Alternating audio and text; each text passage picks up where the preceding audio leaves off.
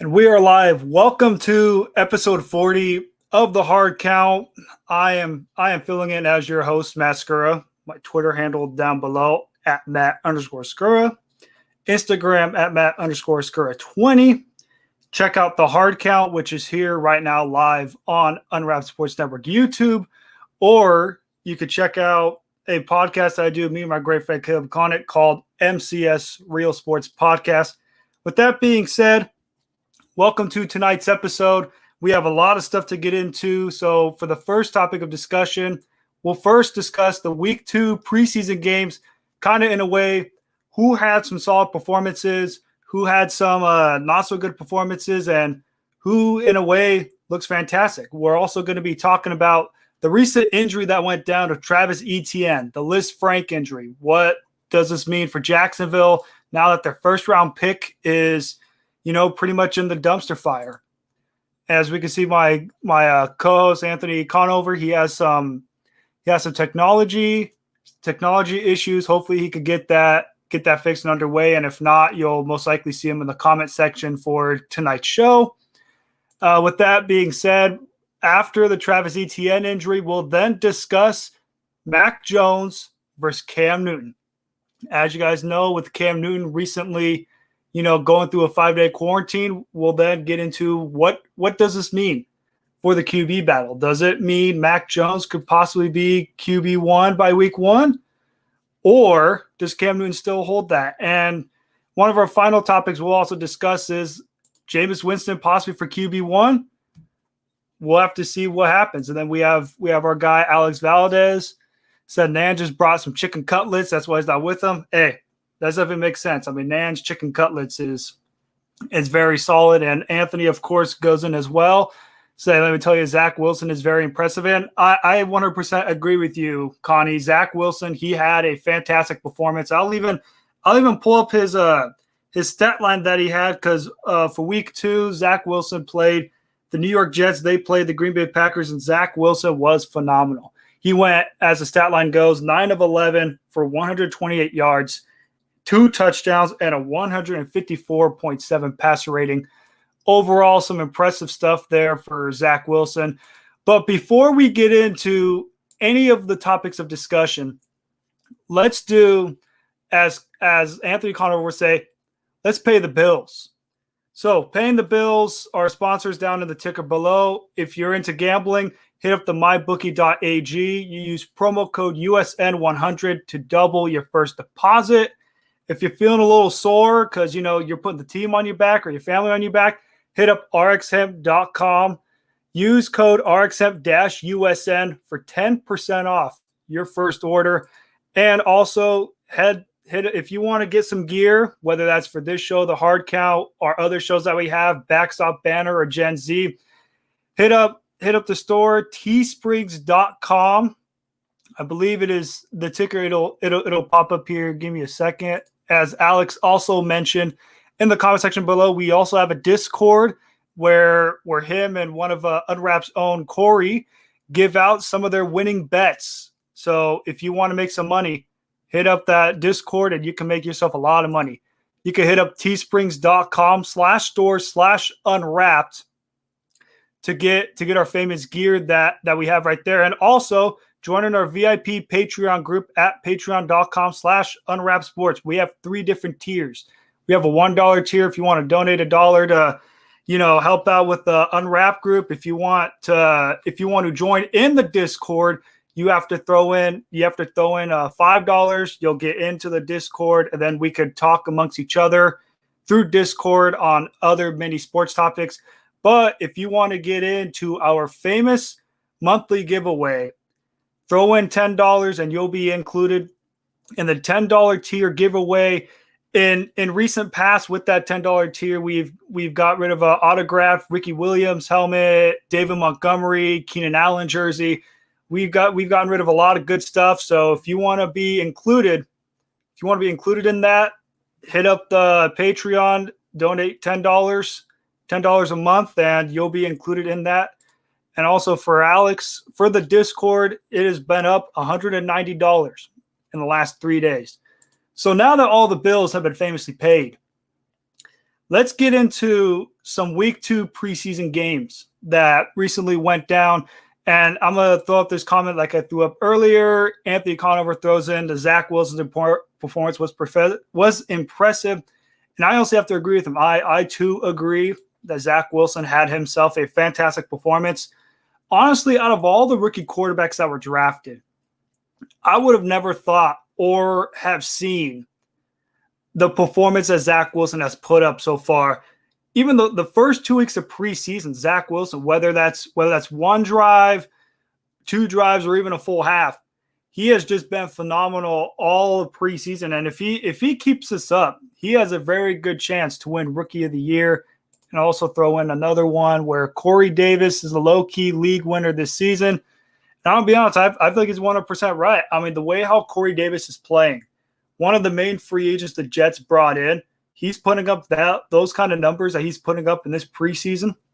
If he could keep it up in the regular season, like Anthony mentioned, there is a good chance that he could possibly win you some fantasy leagues. So if you guys haven't done any fantasy drafts yet, there's a guy who you could probably look at as maybe a steal in the later rounds.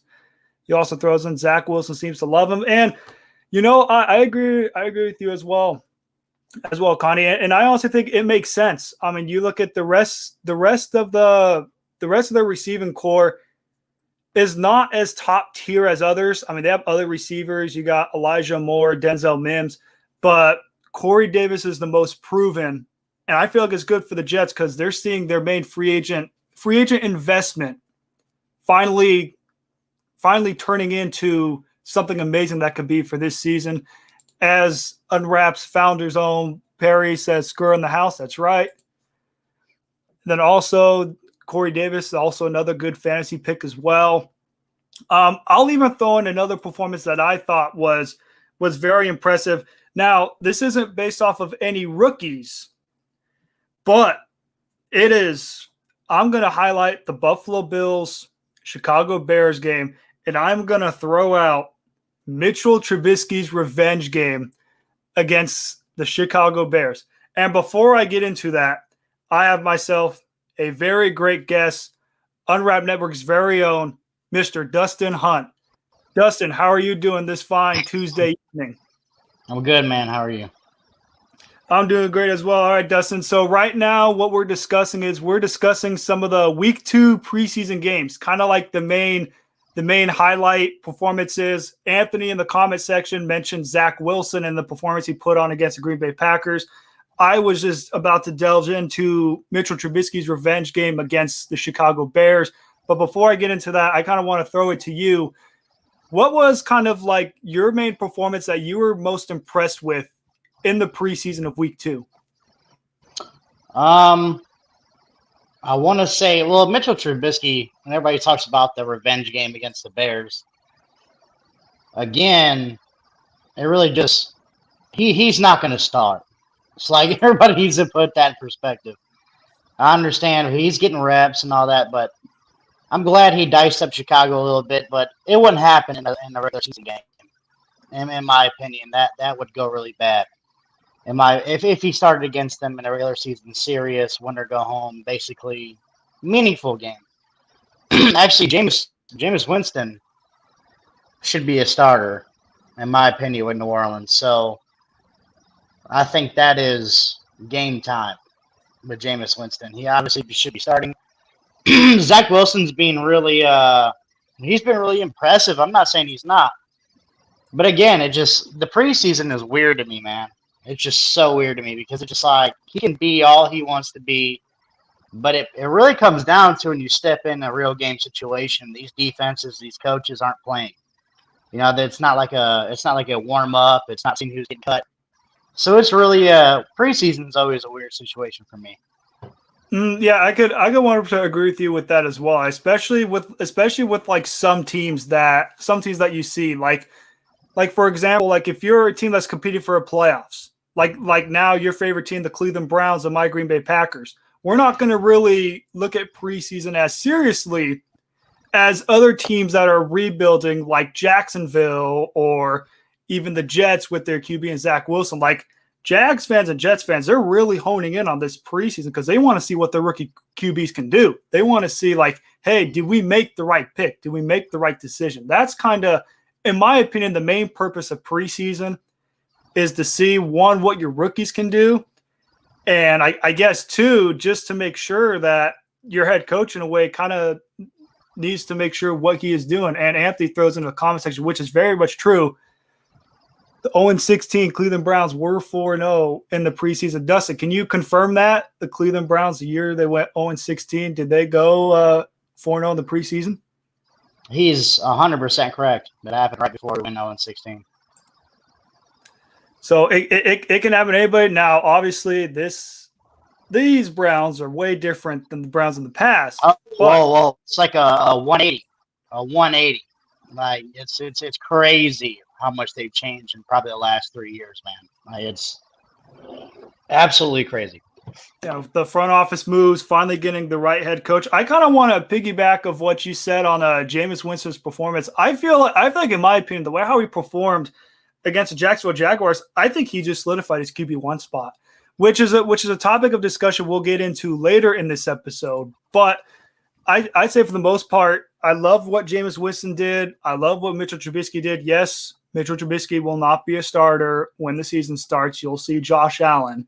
But I just thought it was cool, just like him getting that little revenge game. Even though it isn't preseason, I just think it's pretty cool seeing him slice and dice the Bears defense. It was cool to see it. But again, just the Bears defense isn't soft.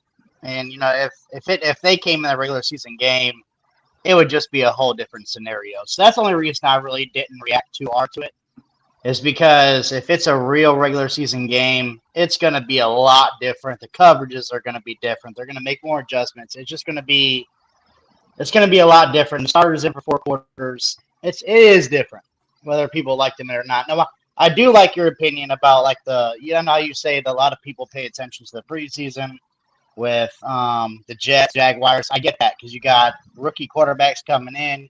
You got to at least see if they're a little bit, how do I say, competent in order to at least make a play. Like, here and there, you have to know that the guy you're looking at is at least decent. And that is what the preseason is for.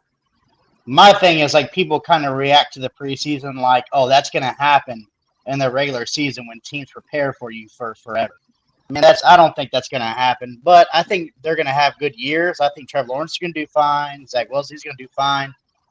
I'm not going to react to it as hard as other people do. I think it's kind of my point.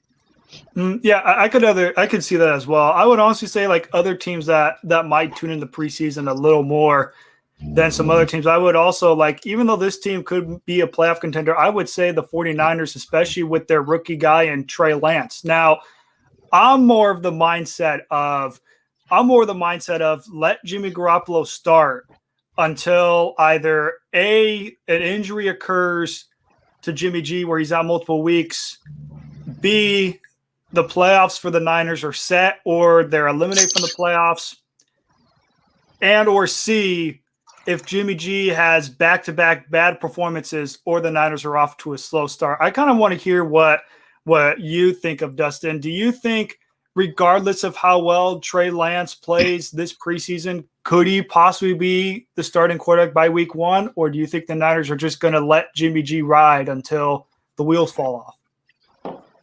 No, just off of kind of understanding Shanahan's personality, I don't think he'd go up to grab a guy and reach that far and actually trade up for a guy that maybe would have slipped, maybe have not. I think Jimmy G's done as a 49er. I know a lot of people aren't going to like that answer, especially if you're a 49ers fan. But I think he's done. I understand the thing of letting the veteran start, the first couple games and seeing where he's at. Seeing if we can get Trey Lance on the field earlier than, expected. But I don't think that Jimmy G's a long-term answer. I think he's done. I think he's absolutely done. I think he has one bad game away from them just seeing him on the bench, in my complete opinion. So they might as well start him. They might as well start Trey Lance, because as soon as Jimmy G does something stupid, he's going to get yanked. And that's what I think. And by something stupid, do you mean like if you were Kyle Shanahan, if you see Jimmy G throw one interception, would you pull him immediately, or would it be one of those where if he throws his third or fourth in a game, that's when I'll throw him out and then put in Trey Lance? What's messed up for me is I think he's already done it.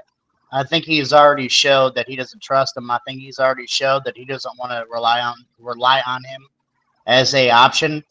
Because look at the playoffs, man. I mean, a starting quarterback threw what, 10 to 11 to 12 pass attempts?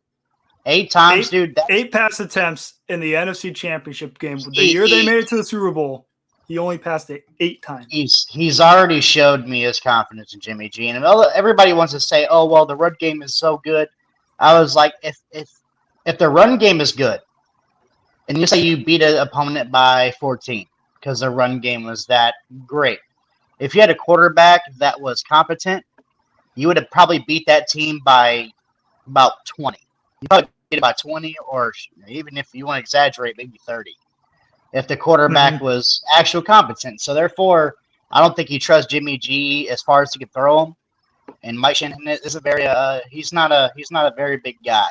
So therefore, I don't think he trusts him at all. I think that guy probably gets traded pretty soon. That or they embarrass him and just release him.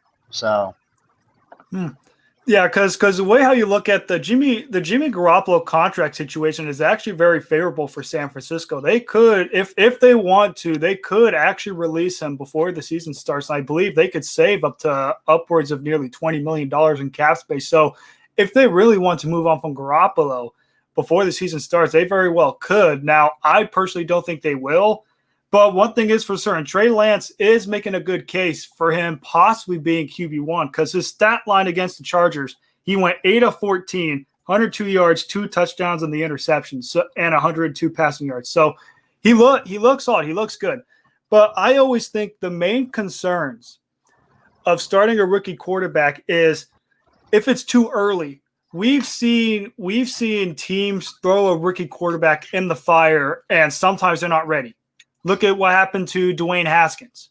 Before Dwayne Haskins, fell out with Washington, he wasn't ready. He was thrown into the fire basically for Jay Gruden trying to save his job. He was thrown in the fire. And before I get into it, shout out to Ethan in the comment section. What's up, Ethan? What's up, Ethan? And with that being said, I did not like how Dwayne Haskins was pretty much just thrown in the fire. He was thrown in the fire against the Giants, didn't even take first-team reps, and he was awful that game. He had 2-3 interceptions. He did not look good. The one thing, if you're the San Francisco 49ers or any team that has a young quarterback, you do not want them to be thrown in too early because then if they play bad, their confidence is going to be shot. And they're not going to look the same. They're not going to make the same throws that they would beforehand or stuff like that. So the one thing that you do not want to have happen is to have your rookie QB struggle. Now, I think the 49ers, they're run very well professionally. This isn't like Washington, where Washington could be a dumpster fire. They're starting to turn things around maybe, but you still got Dan Snyder up in the helm as owner, and they're probably not going to be going anywhere. But with San Francisco, John Lynch, Kyle Shanahan, I think they'll know when it's time to put in Trey Lance. Whether that's week 1. I'm sorry I said Mike Shanahan earlier, though, because Mike Shanahan just too famous. I know he's his son, he's Kyle.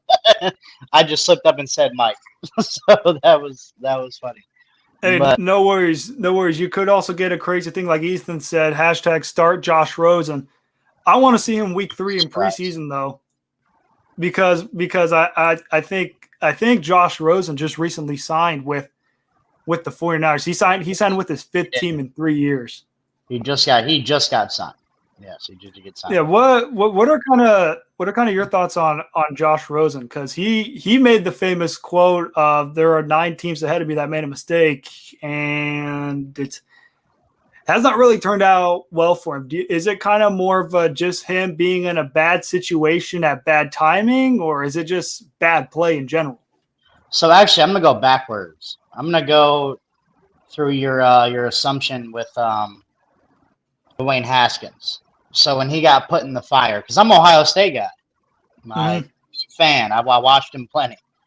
I'm gonna put it to you this way.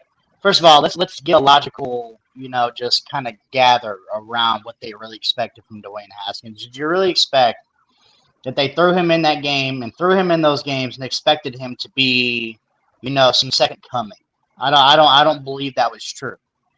The really thing that brought down Dwayne Haskins was his attitude and his off-field shenanigans. That's what really got him in trouble.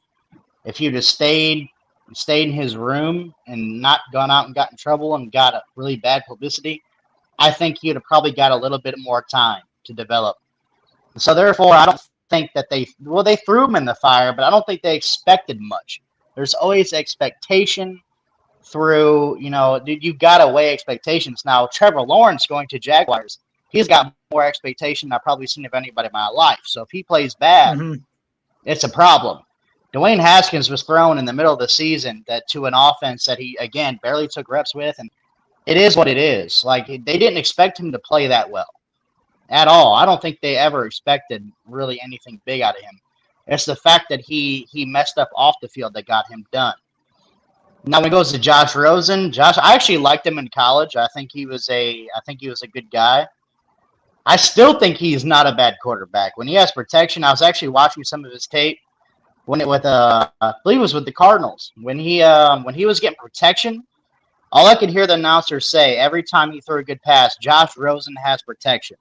And we all know that Cardinals offense line was a complete garbage can. So therefore, when he had time to throw the ball, Josh Rosen didn't do a bad job. I think he was in bad circumstances and he couldn't really perform the way everybody wanted him to, especially being a top 10 pick. But at the same time, he really hasn't got the same shot. He hasn't really got a shot to actually stand in the pocket. So therefore, we'll see. But he's not beating out Trey Lance. Shanahan didn't trade up to the top 3 to start Josh Rosen. He's going to be a practice squad leader, or if he's lucky, a third string that makes a roster. And it is what it is. That's what I think about Josh Rosen. And I do want to mention earlier, I said Josh Rosen on 49ers. I was wrong. He's actually on the Atlanta Falcons, as Ethan mentioned in the comments section. And then also we have Mighty Mouse said, I remember when people thought he was going to be better than Lamar. I think he was mentioning Josh Rosen, because Rosen, I believe, was in the same draft as Lamar Jackson. Either way, it doesn't look good, whether you compare to Dwayne Haskins or Josh Rosen. Like, both comparisons compared to Lamar Jackson is not really a good one. We are wrong. So we can revisit the Falcons. Falcons even more interesting. So they got Matt Ryan on the end of his career. I don't know why they signed him to these big contracts. Matt Ryan's about to go, in my complete opinion. I just don't understand how the switching of coaches, the switching of regimes, I just don't understand how he keeps surviving. Like, I don't get why he's still there. And I can't really sit down and think about it and be like, oh, he should still be there. I don't. So therefore, he might get his decent chance at Atlanta. If I was the agent of Josh Rosen, I'd be like, hey, look, dude, this is probably your last chance. I was like, this is your best chance as a young kid. He's still in his 20s. I was like, this is your best chance to come out in training camp, come out in these preseason games, come out like as a backup, or if Matt Ryan gets hurt, or if they release him, this is your best chance to become a starting quarterback in the NFL. And if you don't make it here, I'm probably just gonna be honest, you're gonna be a journeyman out of the league. Yeah, I 100% agree with you as well, Dustin, because you look at the teams that Josh Rosen was on. When he got drafted to the Arizona Cardinals, it was a disaster, a dumpster fire. He had no chance of success. After his first year, they went 3-13. When Kyler Murray went to the draft, the writing was pretty much on the wall. Kyler Murray to the Arizona Cardinals. The writing was on the wall, so you knew he had no chance there. He then gets in exactly the same situation with the Dolphins. You have him, you have Ryan Fitzpatrick. Rosen struggles in Miami. Fitzpatrick goes in, does okay, and then what happens? What do they do in the draft? They draft Tua Tagovailoa. So now you kind of look at it, you don't really need him there because you got Tua. He then, I believe, got sent to Tampa, practice squad for Tampa. You know he wasn't going to start over Brady or even their backup QB Blaine Gabbert. No chance there. And then at the last second, San Francisco, I mean, their season was pretty much in the wraps anyways. Even with the Jimmy Garoppolo injury, they still had, I believe, C.J. Beathard, Nick Mullins. So Rosen didn't really have a chance there. So I personally agree with you, Dustin. This fifth team, the Atlanta Falcons, this is his best chance to be a future starter, because obviously he's not going to start now because Matt Ryan is going to be the starter of the team. But if Matt Ryan gets hurt, or they somehow find a team to take on his contract, Rosen has to be ready, because if he does not perform well, he will most likely be a journeyman backup quarterback for many teams in the league. So as a Dustin and I PSA to Josh Rosen, play well this preseason, and you might have a chance to be a future QB1 in Atlanta. Well, this is his best chance. I'm not saying he might be a future, but this is his best shot. This is your shot, dude. If you don't get this right, you're gonna be a journeyman if you're lucky. As a journeyman, lucky, because I don't know who else is gonna sign you after this. To be completely honest, that is true. It's gonna be very hard. Let's move on to another topic of discussion for this episode. The most recent injury that went down, Travis Etienne. As many of you guys may know or have heard, Travis Etienne just recently suffered an injury in week 2 of the preseason, and it turns out to be a Lisfranc injury. And what that means for the people who do not know, who are tuning into this stream or this episode, Lisfranc is an injury on your foot. He has a Lisfranc injury, hurt his foot. His season is over. So you look at the Jacksonville Jaguars. This is, for all the people listening to this stream, this is when you take notes of how to not draft correctly. The Jacksonville Jaguars had an opportunity to get either receiver, Rashad Bateman, or to draft a lineman, help Trevor Lawrence. And what do? They draft a running back, even though they just had one who had over 1,000 yards by the name of James Robinson. And you draft Travis Etienne the first round, and what happens? Doesn't even get a single snap in the regular season, and he's already done for the year. That is how not to draft. But with that being said, I kind of want to throw it to you, Dustin. What does this mean for the Jacksonville Jaguars? Like with this Travis Etienne injury, does it change their offense, or does this show like as bad of a pick as it is, it just gets worse? I agree with you. It just gets worse. First of all, I don't think Etienne was going to be the biggest part of the Jaguars offense. I don't understand the pick, and I agree with you. I just don't understand why they went there. I think I hope they're not trusting Urban Meyer too much, because he's never been in this position. The NFL is so different, man. I don't care if you played in college together, dude. That does not mean that you're going to be good here. I promise. These are all guys who are NFL talents, and you're not going to just get by with playing with your college teammates. So I hope that they didn't draft him because of that. And I agree that their offensive line, they really needed some help. I don't get it. I don't think Etienne would have made any difference this year. I'm just going to be real. I don't think he would have made any difference. I think they had a lot more value in linemen, a lot more value in maybe getting receivers, just like you just said. They're already making bad decisions, and I love Urban Meyer. He won me a national championship, but again, he don't have the talent he had at Ohio State. So therefore, you're at the NFL level right now, dude. You're like, I'm gonna put it real, dude. You're like Kent State in the NFL. Put it that way. You're gonna get steamrolled. So therefore, any good team, you're gonna get beat up. So I don't understand this pick, and the Jaguars are starting so bad. I don't understand how they're going to be successful. Hopefully, Trevor Lawrence just becomes everything they thought he would be, and I hope he is, because if not, they're going to go very bad this year. Put it that way. Yeah, I also want to throw in Urban Meyer also said when he drafted Travis Etienne, he also kind of wanted to see if wanted to mold him like for running back, switch it to receiver. But in that spot, you could have just drafted a regular receiver in Rashad Bateman. So I just simply think that pick doesn't make any sense. And I just think I agree that doesn't work. That doesn't work. You need to stop it. So if this player's never played this position in his life, and then you want him to come play this position against the best players in the world, it doesn't make sense. It doesn't make sense. Unless they're really a big utility and they've played in Wildcats and they've played receiver before, or they have experience running routes, it makes no sense to turn someone like ETN into a wide receiver. It makes no sense. These corners are going to bully him. It's weird. I don't understand why people think that you can just turn a person into something in the NFL that they aren't, and that I don't know. It doesn't make any sense. Yeah, I agree with you as well. Just draft the player that they have in their position. Do you want ETN as a running back? Just stick him in as a running back. Don't try and switch him into a receiver. It's just I just personally think what this injury means for Jacksonville is it separates, the teams that draft well from the teams that don't draft well.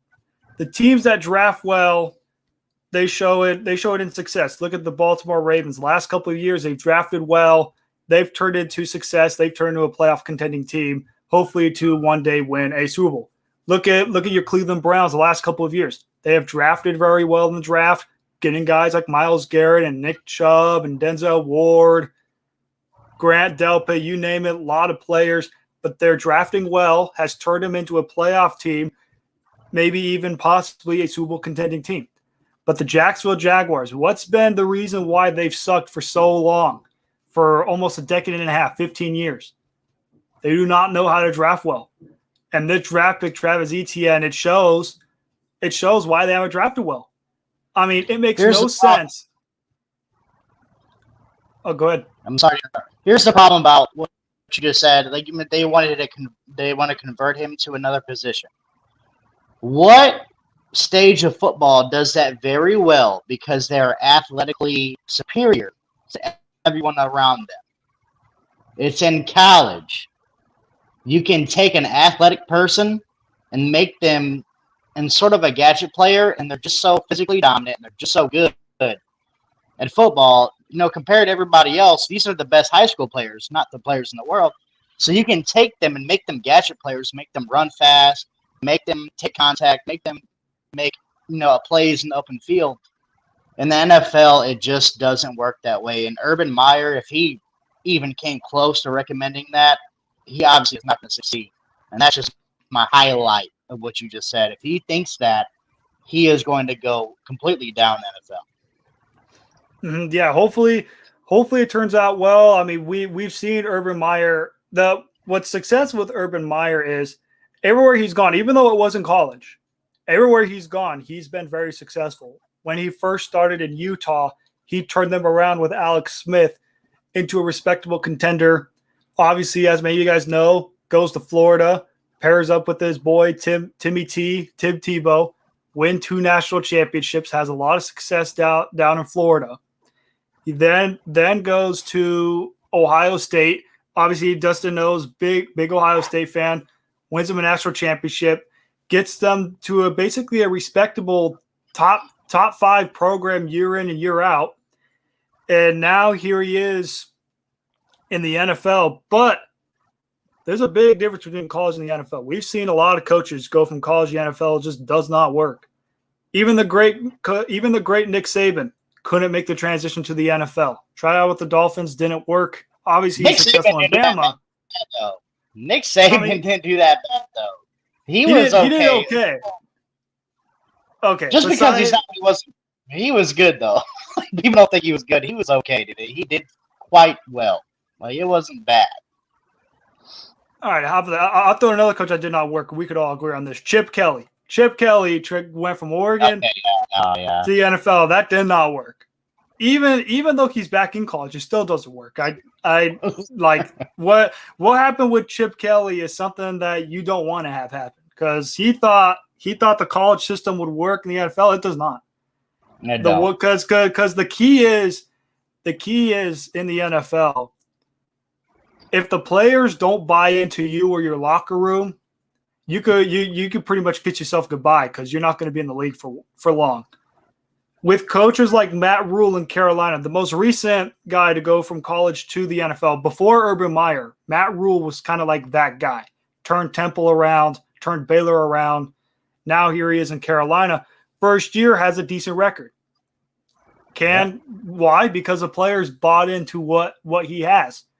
Urban Meyer has to make sure the players that are on his roster buys into what he has, because if they don't, if the Jaguar players don't believe in Urban Meyer, they don't buy into what he has, or if he pulls out the health card, which he has before. I mean, we've seen him like in almost every stint he's been in, like when he was in Florida, why he stepped down from Florida because of health problems.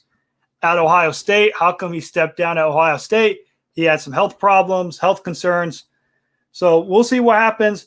I mean, we all wish Urban Meyer the best of success, because in my opinion, this may be a little far-fetched into the future, but also not far-fetched as well. Kind of, something along those lines. If Urban Meyer and Trevor Lawrence can't succeed in Jacksonville, you might see the NFL try to look for some cities to relocate the Jacksonville Jaguars. If we're being quite honest here, because you look at other football teams in Florida have had success. Tampa Bay, they've won 2 Super Bowls. They're the recent defending champs. They have Tom Brady. They're going to stay. Miami, we know they have a good namesake. I mean, they were dominant the 70s, Don Shula. Miami's going to stay. But the kind of team that nobody really expected in Florida, way up there, there's Jacksonville. It's like almost like the stepchild that you never wanted. Like people, like when they pay attention to Florida football, that's like, all right, Dolphins or Bucks, what's your team? And then Jacksonville is the little third fiddle guys like, hey, remember me when I made it to 2 AFC championship games in the 1990s? Remember Saxonville in 2017? Yeah, that's me. Don't forget about me. So I feel like even with ETN's injury, with the whole situation for the Jaguars, if they can't get it to work with Urban Meyer or Trevor Lawrence, I'm sorry, Jacksonville, they might relocate you to somewhere else, whether that's Austin, Texas, whether that's San Antonio or somewhere else, because they will move you on. I'm not scared for Jacksonville Jaguars. Honestly, the real person I'm scared for is Trevor Lawrence, because of the ability he's shown and the promise that he's supposed to have. I think this stint in Jacksonville, and I've been very vocal about this ever since he was predicted to go there. I'm very nervous about how it's going to go. Very nervous. I think that if he does the wrong thing in Jacksonville, that his career might end early. And it's really bad to say, because he's a victim of circumstances, just like a lot of young quarterbacks were. There's probably really good quarterbacks that came in the league, but they were under the wrong people. And so, therefore, I absolutely believe that Trevor Lawrence, if this goes wrong, is going to go very bad for his NFL career. And I'm honestly scared for him. If they move Jacksonville, whatever. But Trevor Lawrence, I think he deserved a little bit more of a dedication with the draft picks and stuff like that. Unfortunately, I don't think he did, and I think this is going to go bad for him. Ooh, very, very interesting take. I think hopefully Trevor Lawrence does well. I mean, we've seen him kind of struggle in the preseason a little bit, but that kind of makes sense because the Jaguars, they have nobody. You got no O-line. Their defense is okay. I mean, it's going to be a rebuilding team. I think for Jags fans this year, as long as Trevor Lawrence stays healthy and isn't banged up, you should call that a successful season, because you only won 1 game last year.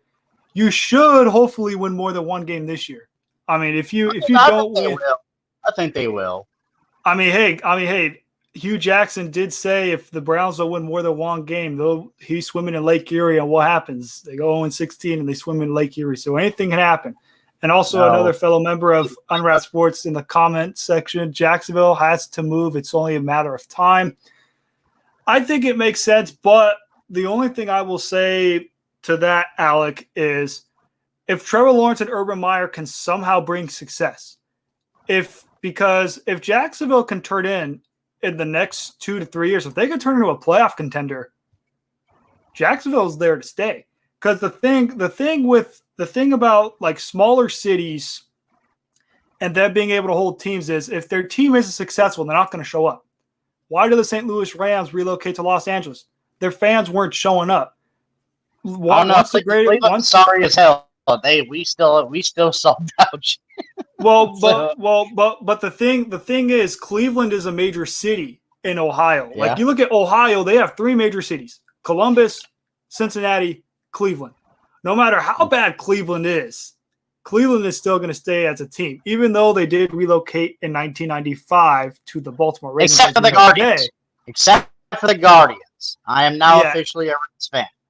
Off of subject. I'm officially a Reds fan. So therefore, hey, you know what's funny is you seem to be their good luck charm, because ever since then the Reds have turned into they, I believe, hold the second wild card spot. So maybe the luck of Dustin has shifted the Reds. You know what I do? I just do all I can do. You know, I just do all I can do, and I'm the fan. I'm the fan of the Reds now. So therefore, hey man, you gotta do what you gotta do. With that being said, let's move on to one of the biggest topics of this episode: Mac Jones versus Cam Newton. Oh, Jesus. As you guys may know, Cam Newton didn't have COVID, but was formulated with it. And because of the new NFL rules, he has to quarantine for 5 days. You've seen Mac Jones have some dominant performances so far this preseason. So I'll throw this question out to you, Dustin. With Cam Newton being out for 5 days, does Mac 10, Mac Daddy, or as they say, Mac Jones, those are the nicknames, does that potentially solidify him as the QB1 for week 1?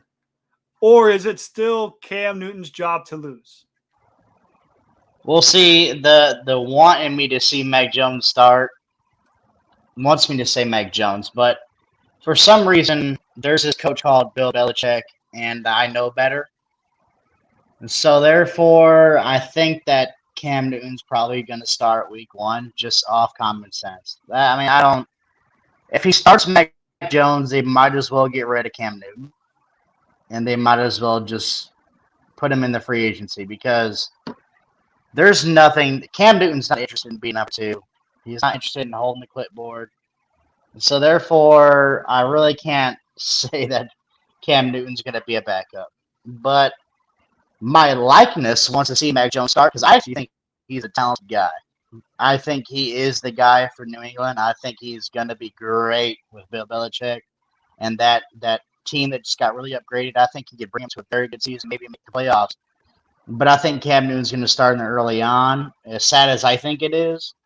But I think he's going to start early on. And again, as soon as he slips up, man, as soon as Bill Belichick gets pissed off, Mac Jones is going in. So I want him to start week 1, in my opinion. But I just know Bill Belichick. I think he's very old school. I don't see him starting Mac Jones week 1.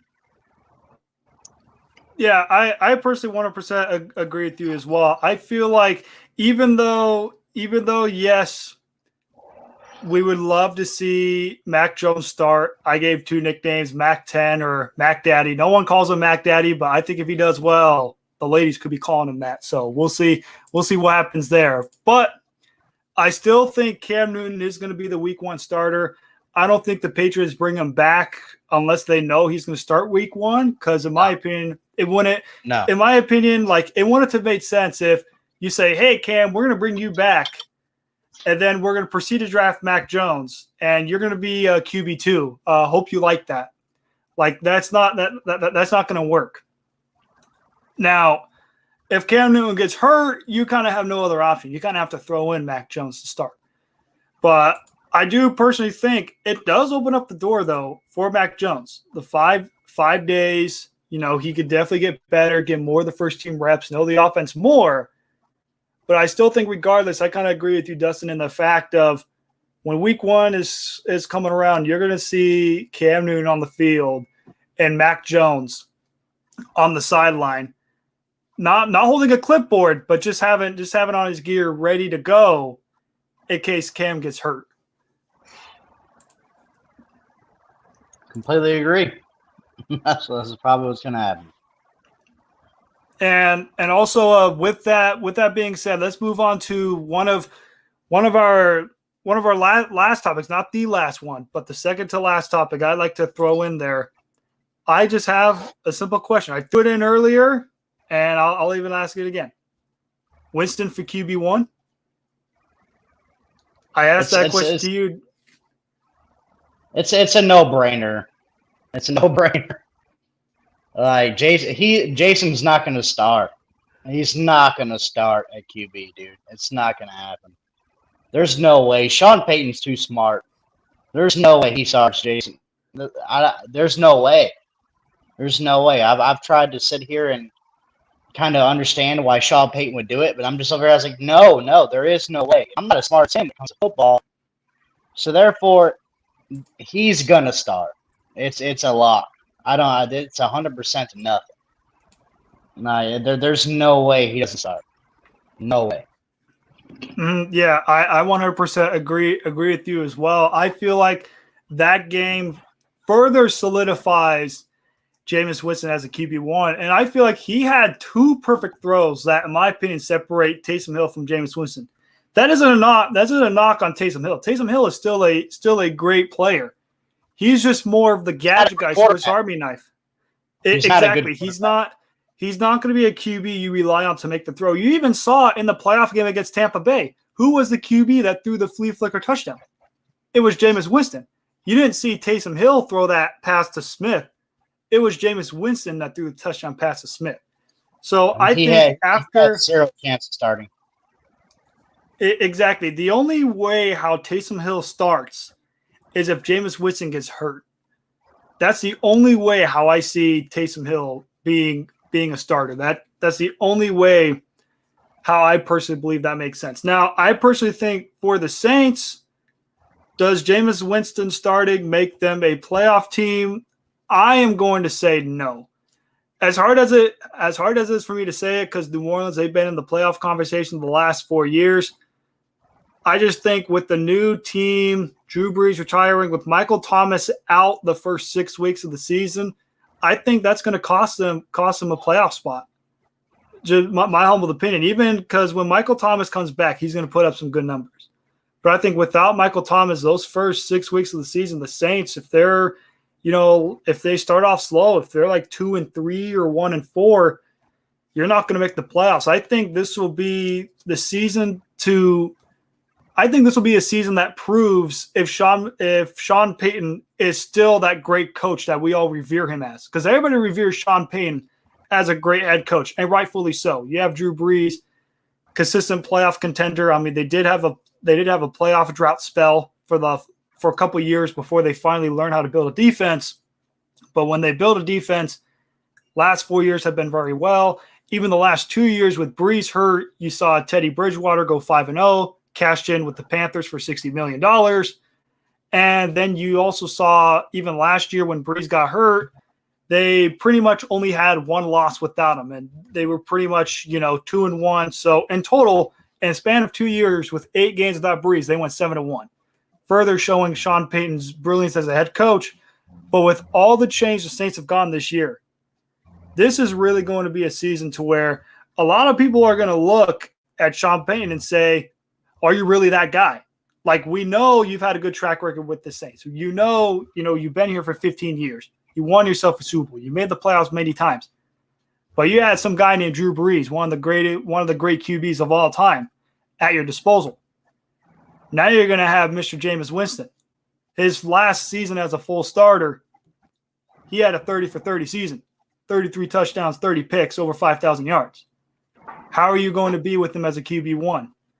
We'll have to find out and see. I also kind of want to throw you that question as well, Dustin. With Jameis Winston as a starter, and even though Michael Thomas is out for the first 6 weeks of the season, can the Saints sneak into the playoffs, or is this going to be one of those years where the Saints take a step back, but they could bounce back in the future?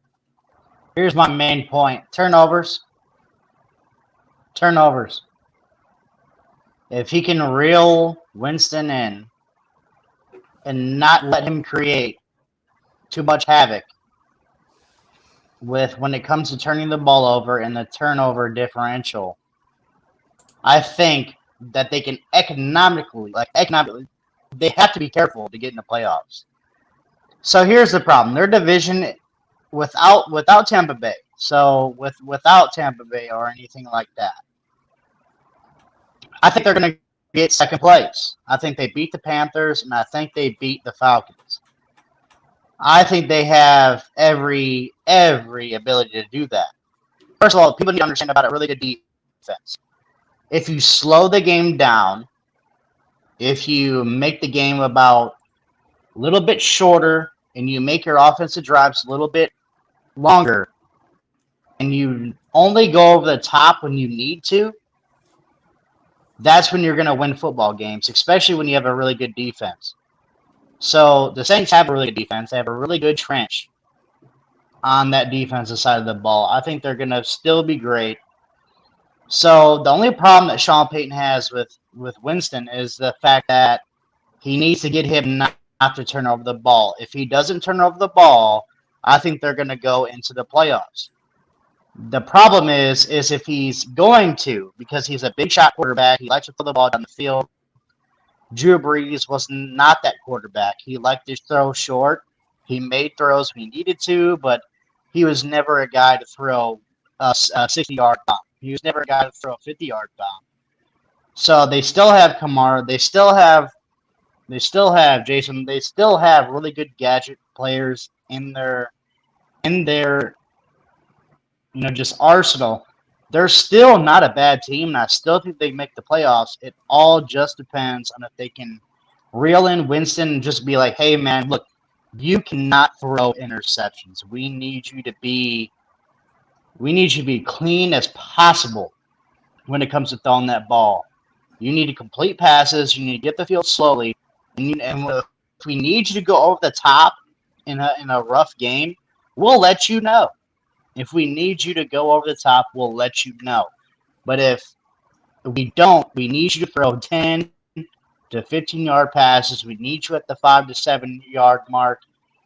We'll get some running going. The defense will kind of help us out. You've got to slow the game down. If you have a good defense, slow the game down, because you're not exactly worried about everybody blowing you up. That's it. If they just slow the game down, the Saints will be solid. Mm-hmm. Yeah, I 100% agree with you as well. Now, I personally think that the Saints are going to miss the playoffs, but I think it's going to be by a slight margin. They're going to be a team, in my opinion, they have a good chance to win 8 or 9 games. But I think just with the NFC being such a tough conference, I think they're going to just barely miss. I haven't seen their schedule, though, so it's kind of hard to really argue that. So, I mean, I haven't seen their schedule, so we'll see. I haven't really studied that, kind of extensively. So if I saw their schedule, maybe we could kind of change and alter it. But here, I'll give you some of their schedule. So Michael Thomas is out the first 6 weeks of the season. The first 5 games that they play, week 1 is home against the Green Bay Packers. That's going to be a loss. They then go to Carolina. I could see them winning that game. They then travel to Foxborough. I see that as a loss, but I also think it kind of depends on how the Patriots look. That's 50-50. It's 50-50. But what then helps is their next 2 games, they have a home game against the Giants, and then they travel to Washington to play the football team. So you kind of look at the first 5 weeks of the season before Michael Thomas returns, you could very well see 3-2 record, maybe even 4-1 if things start to turn out well. I'm going 3-2. And that's a strong start, dude. I think, like I said, I just think they play it the right way. It all depends on Winston. If he fucks up, excuse my language, but if he messes up, they're gonna lose. But if Sean Payton can rein him in and make him understand that he doesn't have to be a hero with this team, he's probably going to succeed. But it all just depends on Winston and how he throws the football. Because if he throws the football the right way, they're going to go to the playoffs. If he doesn't, I mean, we're looking at a team that's going to struggle because the defense can only do so much. If you turn over the ball 3 times a game, I'm just going to be completely honest. It's going to be very hard to win. Even if it is the Giants, if you turn the ball over 2 to 3 times, they might win the football game. So it's just error on error. And if you can't stop the errors, you're going to lose games you should have won. So the Saints can get in if they don't make too many mistakes. Yeah, for sure. The rest of the Saints schedule is as follows. They then have to travel to Seattle to play the Seahawks.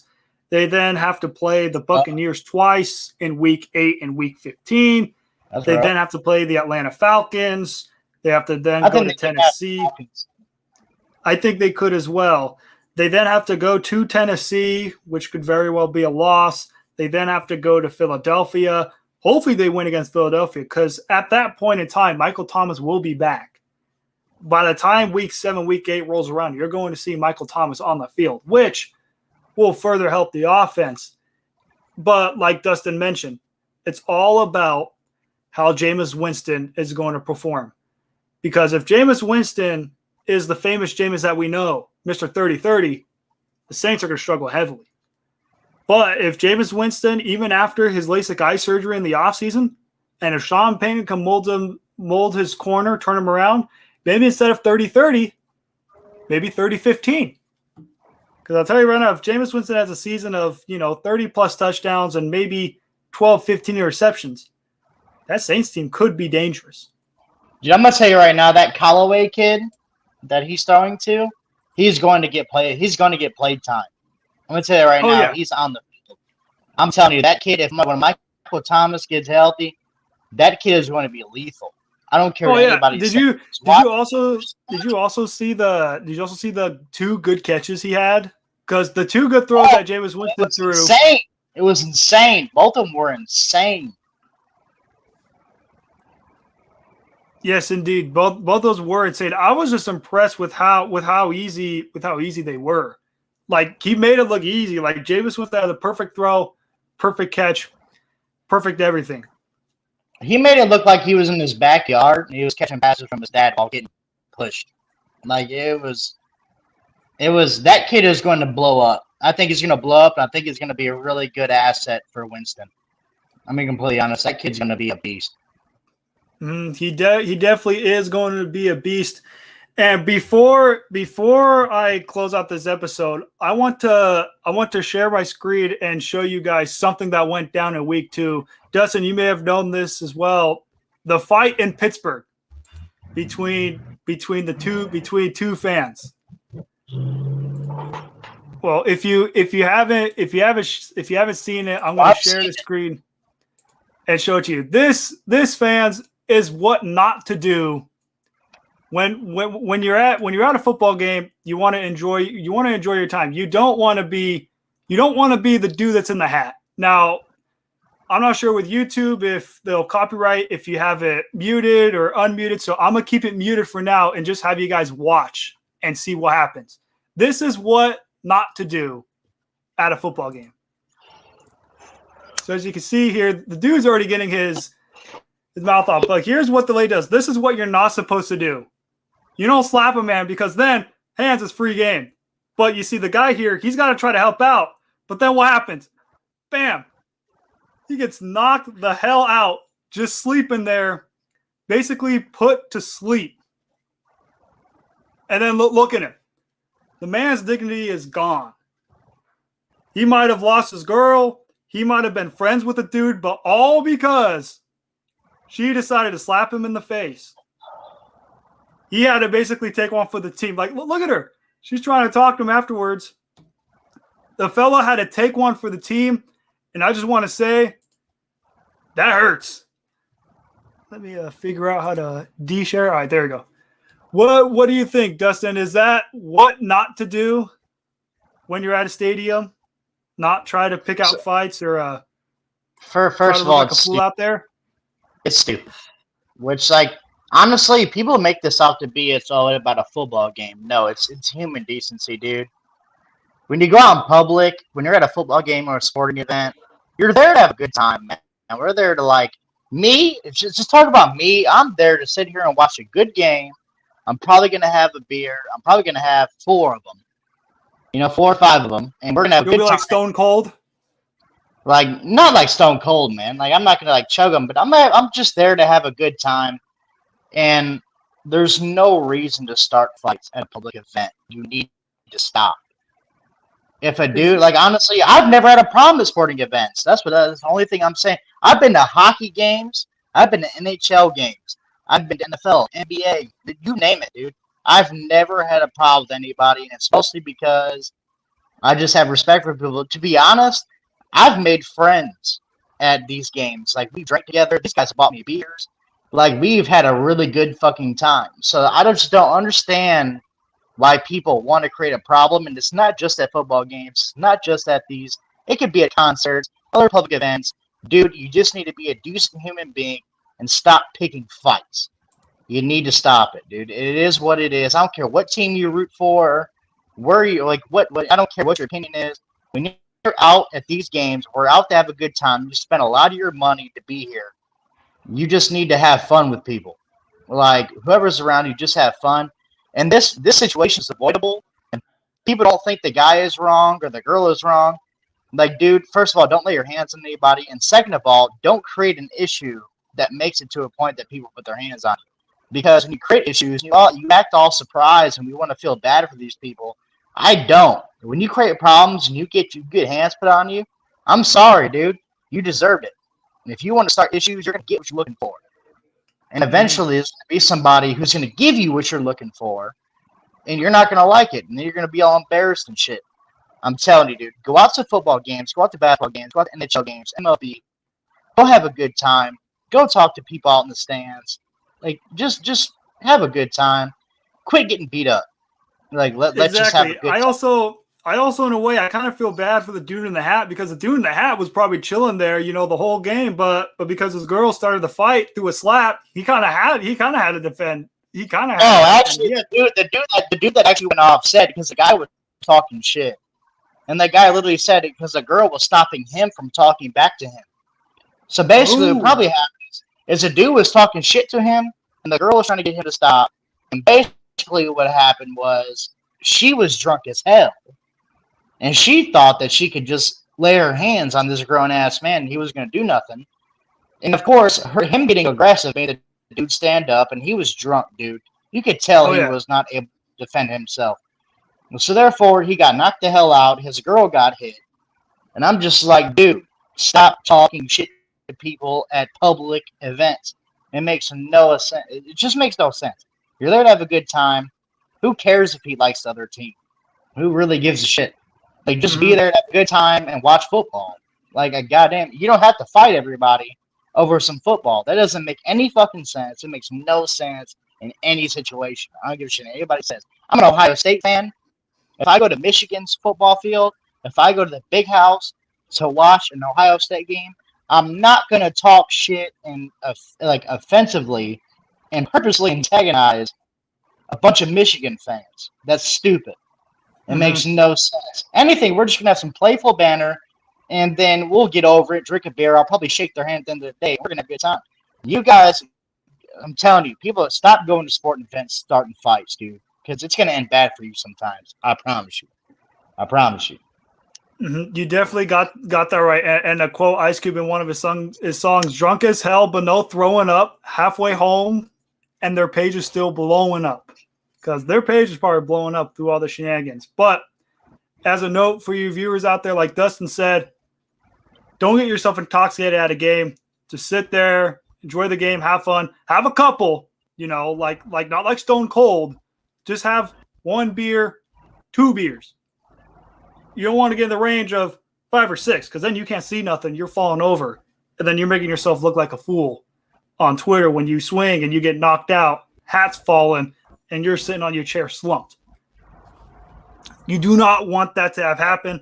But with that being said, that will conclude episode 40 of the Hard Count. I'll then throw it out to my great guest, Dustin.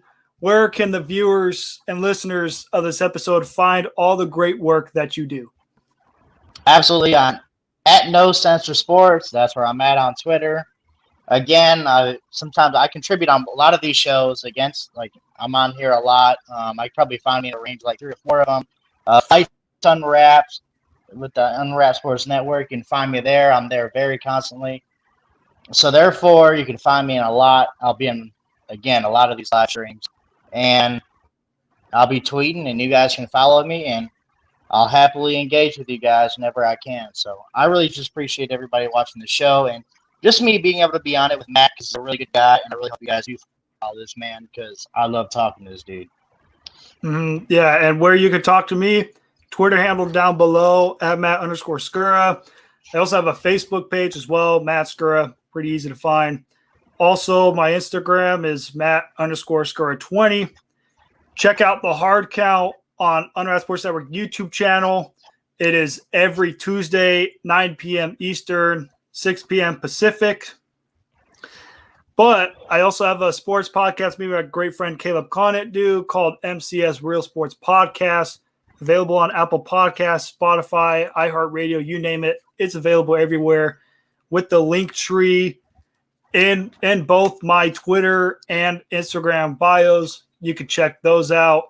Also on the ticker down below, which you guys can see, is where all of our Unwrapped stuff is available, whether that's teesprings.com/store/unwrapped, our Patreon, which you could go and has 3 different tiers, $1, $5, $10. Or if you're into gambling, you go to mybookie.ag, use promo code USM100 to double your first deposit. Or, if your back is hurting for, putting the team on your back or your family on your back, hit up rxhemp.com, use promo code rxhemp-USN for 10% off your order. And we also have a Discord chat that you can use only if you buy from the $5 Patreon tier or $10 Patreon tier. You can get access. You can chat with us. You could also, like Alex mentioned earlier in the episode, you can get live bets daily, and you can make some money as well. With that being said, I am Matt Skura. As my great guest, Dustin Hunt, we are signing off.